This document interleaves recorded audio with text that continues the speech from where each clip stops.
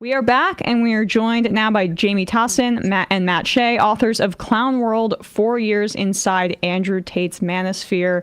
Welcome, guys. Thanks so much for coming on the show. Thanks for having us. Yeah, thank you.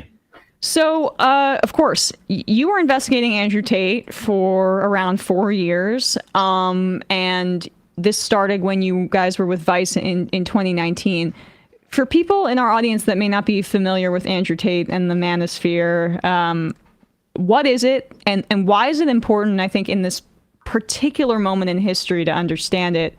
Either of you, go ahead, whoever wants to go first. Yeah, sure. So the Manosphere is kind of a broad term for a group of sort of individual groups amongst themselves that make up sort of men's online rights activists. And it includes groups like incels, the involuntary celibates, who get quite a lot of press attention, pickup artists who were particularly popular in kind of the earlier era of the Manosphere, men that would teach other men how to get women, and also these kind of red pill male influencers who try to sort of explain away the woes of the world by essentially blaming it on women and the failure of feminism and modern liberal society. Andrew Tate is a influencer who kind of comes in some sense from 2 or 3 of the worlds within the Manosphere. He's a bit of a red pillar. He's a bit of a pickup artist. And he became incredibly famous in 2022, dominating social media platforms, basically showing his ostentatious, lavish lifestyle, making incredibly shocking misogynistic comments, and selling courses teaching other men how to make money online and be just like him. And Matt, how did his popularity increase? Like, what was the origins of his popularity? How did he come into the public eye? And I saw some poll of British men under the age of 18 that showed him like a few years ago having above 50% popularity, which is deeply concerning. Maybe that's taken a hit, but like there was a time where he really was doing the influencing thing, actually influencing people. I think he still is. I think first we should get an idea of the scale of that popularity. So by many metrics, Andrew Tate at his peak was the most famous person in the world. One of the most successful people of all time on social media. At one point was the most Googled man in the world. You pointed out a study in the UK that shows that, at one point, a majority of young boys and men had a positive view of him. There's similar polls reflect his support in the US and Australia and all around the world, really. And when you consider the extreme views that he's putting out there, this might come as quite a shock. But the way he achieved that fame and that popularity was he was one of these people who was kind of an early realizer of the fact that the louder and more controversial you are, the more that the algorithms on various social media platforms will push you out.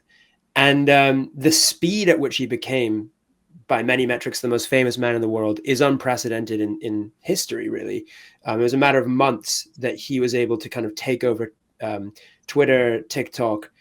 And I think that, one of the main ways he was able to do that was simply by being controversial and being loud, and the algorithms favored that. But also he did have a pretty kind of clever scheme where he would essentially create an affiliate marketing program where you would his followers were encouraged to share content of him, specifically more controversial content. And underneath the videos that they shared, there would be a sign-up link to his online courses where you would learn how to become supposedly wealthy and successful like him and how to become an alpha male. And so if someone signed up through your link underneath your video you posted of Andrew Tate, you would get a percentage of the sign-up fee. So it was kind of like he financially incentivized young men all across the world to make him famous. And he had a kind of social media marketing team, a small team of young guys. It's not some crazy sophisticated operation. If anything, it shows just how easy it is to manipulate these social media algorithms. A few guys in a house somewhere in Romania can basically manipulate the algorithms to make someone the most famous man in the world overnight. And what did his content look like? What were some of the major themes? how did he break through the noise? There are a lot of folks on the internet, like Nick Fuentes or whatever, that say the most outrageous things possible, but they don't get to the peak of his popularity. So he made some really shocking misogynistic comments. He spoke about women should in part be responsible for their own rapes because they put themselves in situations to be raped. He said the world would be a better place if women had the number of men they'd had sex with tattooed on their forehead. But he would also do videos that kind of trod the line between, is he joking or is he not? So he did a video like why men shouldn't hang out with their sisters, where he sort of explained why he didn't hang out with his sister, because one, she was a liberal Bernie supporter, but two, men should only hang out with other strong men. If you hang out with women, it makes you weak. So it was kind of a mixture of content, and it was the more shocking content that went most viral. But what Tate did quite cleverly is, and he said this explicitly to us, he said, like, I'm selling the James Bond lifestyle. So along with all the misogyny, he also had himself traveling the world, going on yachts in Croatia, high rises in Dubai. So he was shocking, but he also had this lifestyle element that young men were kind of drawn to in a really shallow way in many ways. The other side of Tate's content, which is now coming more to light, but something which we were kind of investigating from the get-go, was the content of his actual courses. These are like video courses, kind of like masterclasses if you were learning filmmaking with Scorsese, but instead it's how to be a horrible person with Andrew Tate. And one of his most famous and early courses was called the Tate PhD, which he thought was a very clever play on words, as it stood for the pimping hose degree. And in that course, he essentially taught men how to find and attract essentially vulnerable women who they could then groom into working for them in the online sex industry. Tate himself has always been very open about the fact that where he first made his money was in running online sex webcam companies, for which he's now under investigation for allegations of human trafficking. And that, I guess, was a part of his move to Romania in 2017, where then the authorities are continuing their investigation into him as well. People may have seen some of the photos of him kind of in captivity by the police forces there. But that move to Romania, Matt, could you talk a little bit about the timing of that? It feels like they're also at this very time in history, Me Too was a big phenomenon in the United States and in the UK. His popularity rising as this movement for kind of female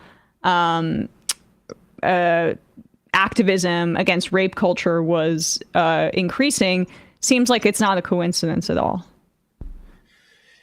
Yeah, I mean, we now know that he moved to Romania after a police investigation into him for rape and physical abuse, allegations which he denies of at least 3 women back in the UK. At the time, he ran a webcam sex studio in the UK, and he did say that, you know, he often said that Romania is a country where you can get away with more.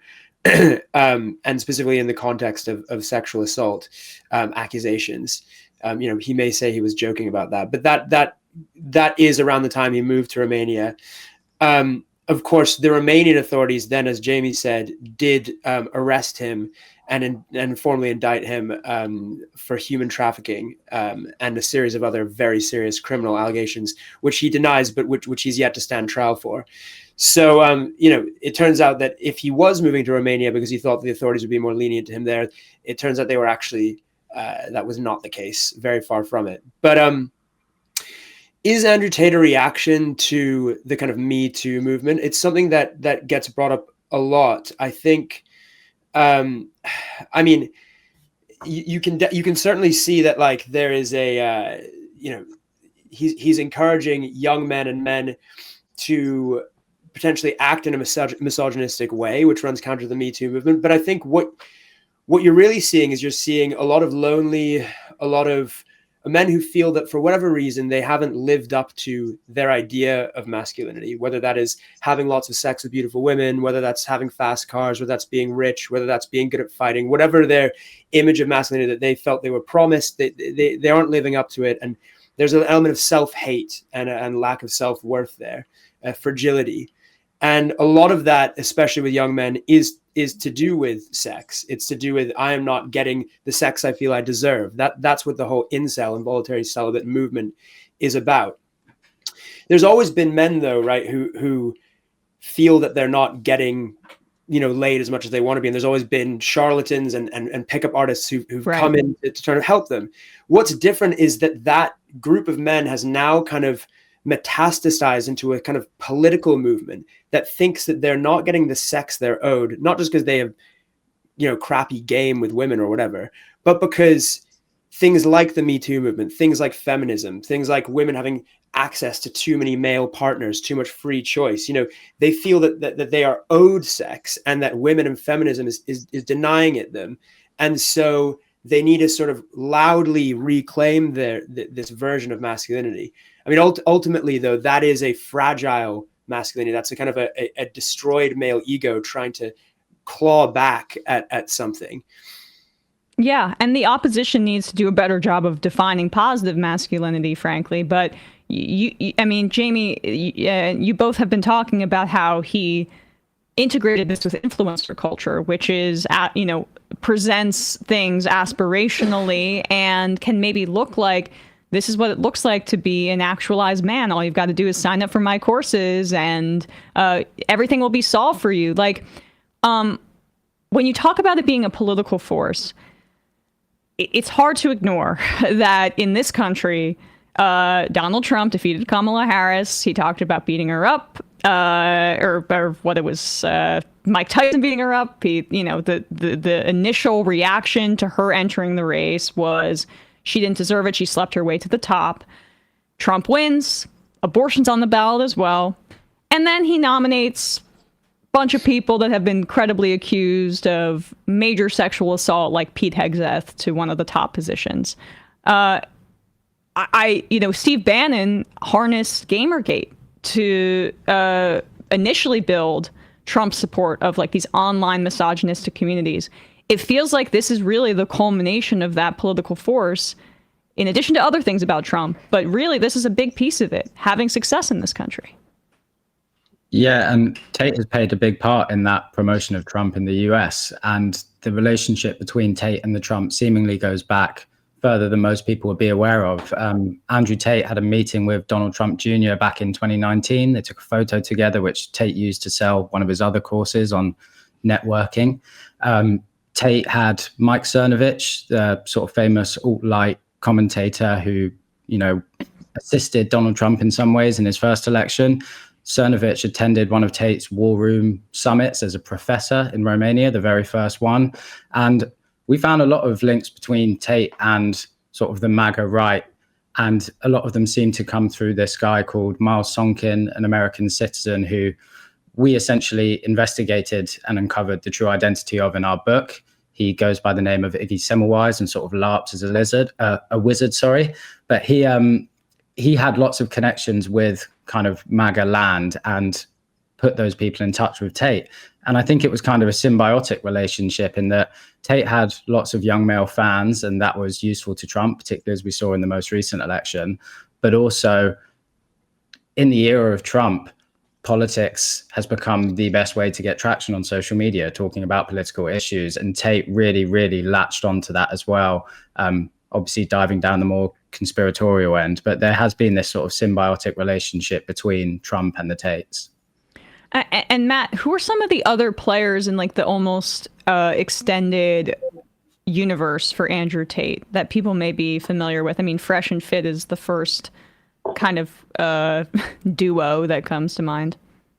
Yeah, Fresh and Fit. They're sort of in the kind of misogyny shock jock world, quite big. Sneeko, people like Aiden Ross, but Trump appeared on his stream. Trump appeared on his stream. Yeah, it's really it's really crazy to think that Trump appeared on the stream of one of Andrew Tate's biggest sycophants. It's crazy, but Recommended to him by his son Barron. Yeah. Also, one of the Trump children has met with Tate, right, Jamie? Yeah, Trump Jr. and also a current Trump staffer before becoming a Trump staffer spent 2 days staying at Tate's house in Romania. There are lots of connections between them. Trump had a photo op in the run-up to the recent election with Justin Waller, who's another friend of Tate's, has lived in Romania with Tate and is a member of his war room that we investigated. We investigated for being a global cult that trains men how to groom women into sex work. I want to get to that next. For so, sure. This is really serious stuff that the American right and Republican Party are associating themselves with people that they may not even realize are accused of incredibly serious crimes. Elon Musk, now we also have like kind of boosting Andrew Tate. I mean, Elon Musk reinstated Andrew Tate on X, but he also has like retweeted and supported him on Twitter recently. And yeah, this comes at a time where, we've talked about the extreme side, but then you also have lots of stuff in between. You have Joe Rogan, you have Dana White, the founder of UFC, and their influence on another kind of fragile masculinity, which we saw that in Mark Zuckerberg, who put Dana White on his board at the same time as he went on Joe Rogan to kind of proclaim that we needed to be more masculine, and in his tech company Meta needed to be more masculine and become too effeminate. So this idea of like reclaiming masculinity and the fear of like the feminization of men is present on the extreme side, but also, it's at the top levels of Meta and the Republican Party. It is present in basically every fascist movement. Even if you look at the rise of in Nazi Germany, Hitler appealed to like this. What was it? Around a third of men were out of work around that time, and tried to appeal to that sense of a lost masculine ideal with nationalism, but also like giving people jobs and putting incentives to keep women in the home, producing Aryan babies. I mean, Viktor Orban is renewing this style of politics. This is not new, but it is new in the sense of like the influencer piece. So you guys spent a lot of time, or at least, you got to peek under the hood and interview Andrew Tate in person. You saw this war room, and Matt was just alluding to this like recruitment effort. Just take us now inside of Tate's facilities and like what you saw and experienced as journalists firsthand when you went there. Either of you. We first began by investigating his online kind of courses. The Hustlers University was one of them. It's now called The Real World, where you would kind of pay Andrew Tate to become an alpha male, supposedly like him, and that's probably one of his main ways of getting wealthy, right? Because these courses cost a monthly subscription, and once you're in there, you're becoming further radicalized. And essentially you're on the bottom rung of a pyramid. The next level up is the War Room, his elite society of real alpha males, which costs several $1,000s to join. And this is a pyramid scheme. It is a pyramid scheme, but it's, okay. It's a little bit more insidious than that. So it essentially, the War Room claims to be like an elite network of men. They had an event in Romania where it was called The Test, and you essentially paid thousands and thousands of dollars to go to Romania and to be tested by Andrew Tate and his team in a way that you didn't know what it was. And we were invited to do this. And on the first day in kind of the mountains in Romania at this hotel, there's about 300 men. I forget now how many. It was about 150 men in total, I think. 150 men who had all paid to be there. And Tate comes out and he says, in 3 days' time, you've each been paired with a professional MMA fighter, and you will be given the opportunity to fight this person in a ring on live Romanian television. It's a real fight. You could die. None of you are getting any training or anything like that. You can say no, or you can say yes. And if you say yes, this is a real fight. You could get seriously injured.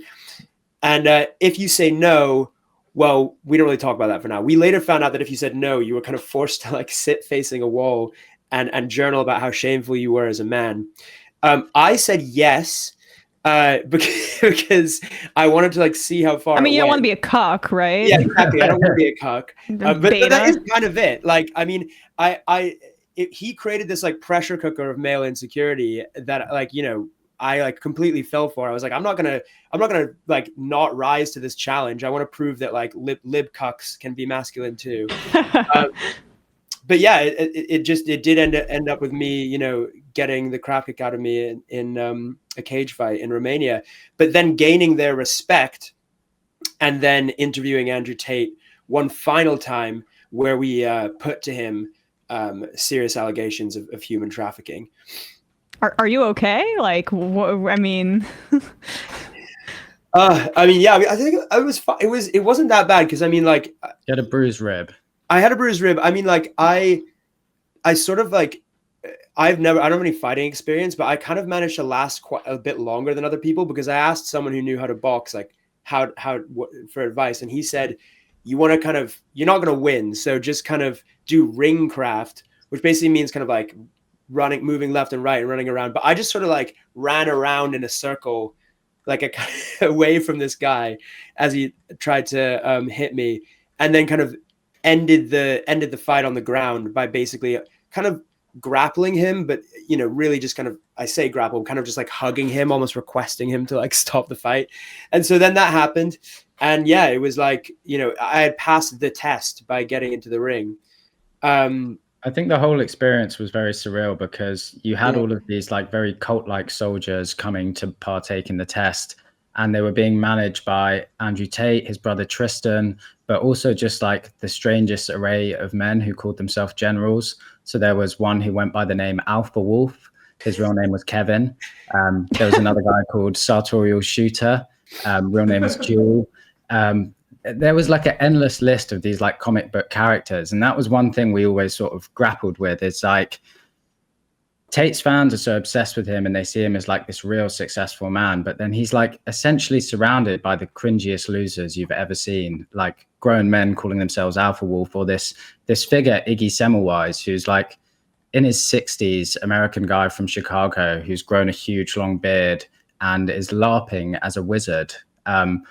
In our investigation, we essentially found out that he kind of created this character to be the spiritual leader of the war room that was based on an evil wizard from the Conan the Barbarian novels who traded in trafficked women and flared their skin to make books. But that was an aspect of the story that we had no idea we would uncover, right? When we first started with like, who's this growing obnoxious influencer who says like extremely problematic things about women? And we ended up confronting Iggy at his home in Koreatown, Hollywood, where he lives. And we had this very surreal experience where we sort of followed him through Hollywood for 20 minutes, looking like TMZ reporters, except we were asking him very serious questions because, as Matt spoke to, the war room isn't just a cult where Andrew Tate exploits men to get money out of them, right? Because that's essentially what he's doing. They're all paying him thousands of dollars a year. But he also teaches those same men how to exploit women to make money for themselves. And Iggy Semmelweis, or Miles Sonkin in particular, we uncovered, 2 years worth of messages from their private chat rooms. And he was guiding men around the world on how to essentially traffic women. He was saying, we want to try and isolate them from their families, isolate them from their friends, create false arguments, and then to get them to apologize, they have to tattoo your name on them. Oh, they don't want to do it. Here's pictures of other men with their women's name, other women with their boyfriends' names tattooed on them. Show them to the woman to guilt them into doing it. All of these sort of very classic trafficking techniques that you've seen, used across parts of the world and also in pimping culture. These were being taught directly in this war room. And that was kind of the culmination of our investigation. And we ended up speaking to women in the US who had been groomed by senior members of Andrew Tate's war room into working in webcam. We interviewed women in South America, in Europe. And it really, as we kind of uncovered, is one of the, or at least at the time, was one of the largest grooming networks in the world. If you could just expand on that, it would be, I think, helpful for people, perhaps if they know somebody that's experienced this. Of course, yes. So what it appeared that they were using in these messages and in everything we uncovered, the women we spoke to, and also what Andrew and Tristan Tate are accused of doing in Romania is using what's known as the lover boy method. And Matt actually asked Tate about the lover boy method the first time we interviewed him properly. Matt said, have you ever heard of the lover? Have you heard of the term lover boy? Sorry. And Andrew Tate immediately went, the lover boy method? Yeah, what about it? So he immediately kind of knew what it was, you know, this sort of academic term that's used in human trafficking and pimping. And what these men do is they basically aim to seek out women who they see as particularly vulnerable. It's typically young, small social circle, and working a low-income job. So we saw messages where they suggested looking for people that worked in Starbucks or McDonald's, young women kind of in those in-between life jobs. And these men teach each other how to build Instagram profiles to make themselves appear to be more impressive. And we saw courses, you know, manuals that they actually send to each other. And it's like, you know, rent a black BMW for the day, buy a plain white shirt, park it up here, take some pictures. And they'll build these Instagram accounts that make them seem very wealthy and, you know, successful men.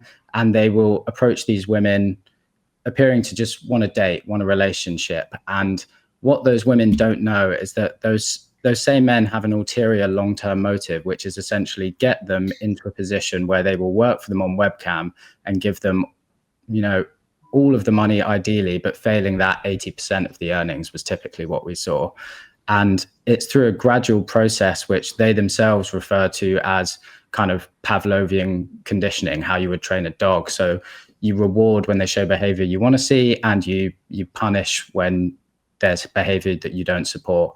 And it's some of those methods we spoke about, Iggy talking about again, you know, trying to get them to get their name tattooed on you, isolating them from friends and family, making them financially dependent. They really strongly advise that the women themselves never have any login details or know the name of the account because they don't want them having access to it.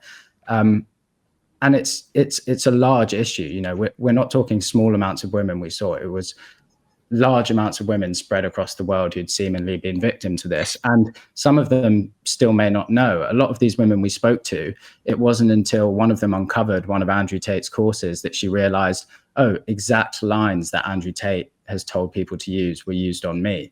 In fact, there's one thing they teach men to do to try and find sort of more susceptible women.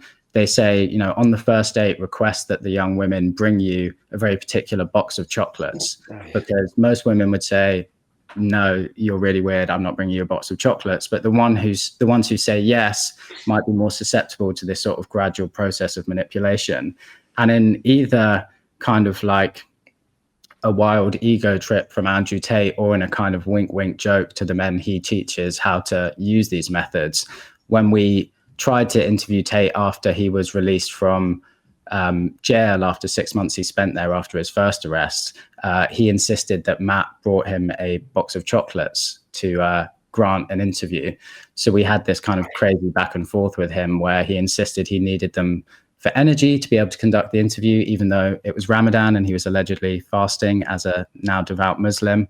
But yeah, I think like it's an incredibly horrible and brutal method of grooming women, right? It preys on this really core, beautiful thing that all human beings have, which is like a desire to find someone that loves them and love them back. And they take that and they turn it into a way to exploit women for money. And that's where it's kind of the underlying thread through all of Andrew Tate's work, from my opinion. It's why we called our second documentary for the BBC, Andrew Tate, the Man Who Groomed the World, because that is truly what he's done. The young men who've fallen for him, they're sending him money. The young women who come into his circle, they end up having to give him money. It all ends with Andrew Tate getting your money. And that's kind of his end goal in life, from what I can see. And in the end, the men that are participating in the exploitation, they are also searching for meaning. It's a perverted sense of meaning. But, you know, I think that when you can have control over a woman in your life, or maybe many women, because this is almost like a step up from, I want to be able to abuse my wife and control who she sees and who she doesn't. This is about almost like creating a harem or a group of women that are like, I saw a review in Dissent magazine of your guys' work that was really well thought out, and they talked about how it's like the gig worker of female exploitation, and that's the model, I guess. So just to kind of close here, Matt, if you could just talk about how it is just this cycle of alienation and maybe the more specific flavor of exploitation of women that this, it's more modernized and what it represents. Yeah, I mean, it's modernized in a number of ways. First of all, because the net that these men who seek to groom and manipulate women can cast is much wider, because they're doing it through social media, sending hundreds and hundreds of messages a day, doing things like, search a random city, maybe in a poor country, search nightclubs in that city, see all the women who have been to that nightclub or liked it, and then message all of them in a day, kind of thing. And then you'll eventually find women who are susceptible for whatever reason to your grooming tactics, and employ the kind of training manual provided by the war room and how to groom and brainwash them into subservience. And yeah, this isn't just like the pickup artists of back in the day who are like, this is how you get laid. It's like, this is how you train, you find, groom, and manipulate women. Or maybe you already have a girlfriend. This is how you train her to be submissive. Or maybe it's your wife. Maybe it's how you train your wife to be submissive. This is how you dominate, women, basically.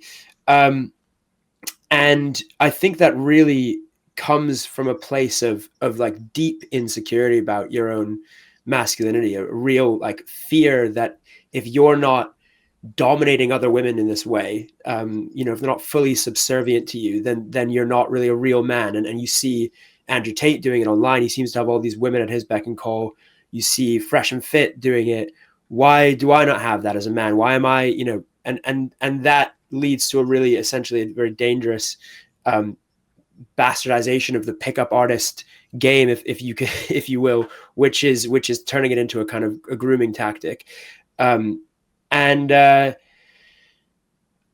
I have spoken to almost 100 Tate supporters in our time investigating him. Not a single one has ever come across as happy to us. I think, a lot of them have been, they feel as though they've lost their relationships with the women in their life. They've lacked a real meaningful relationship with the women, but also because this group, this kind of ideology and the online community behind it also drives you away from your friends, from your family, from other sources of authority, whether that's teachers, therapists, anything. They make you mistrust everyone. Other men in your life are competitors. If they don't agree with you, then ditch them. Don't have them in your life. So they're really lacking in meaningful social relationships. They're encouraged to get rich by trading crypto. Stay at home, stay at your computer, trade crypto, get rich. Okay, you're not good at fighting, you're weak. Learn like a fighting sport, a combat sport. Become more of a man that way. Become richer, and then eventually dominate women. And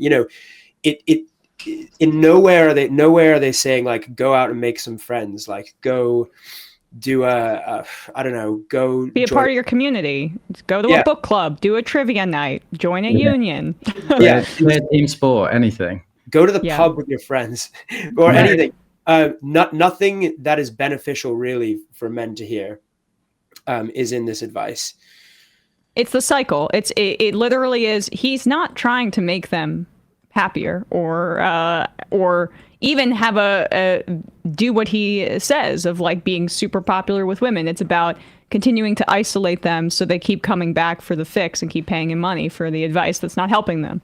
But I really appreciate your guys' time today. It's a fascinating conversation, and you really did old school like investigative journalism here. I mean, Matt even got beat up for this. So everybody, for that reason, check out their book. It's called Clown World: 4 Years Inside Andrew Tate's Manosphere. We'll put a link to that below wherever people are listening to or watching this. Really appreciate your time today. Thank you so much. Thank you. Hey, folks, don't forget to hit the subscribe button and check out our daily show. We do it every day at 12 p.m. Eastern for about 2.5 hours. We even take phone calls. You should check that out.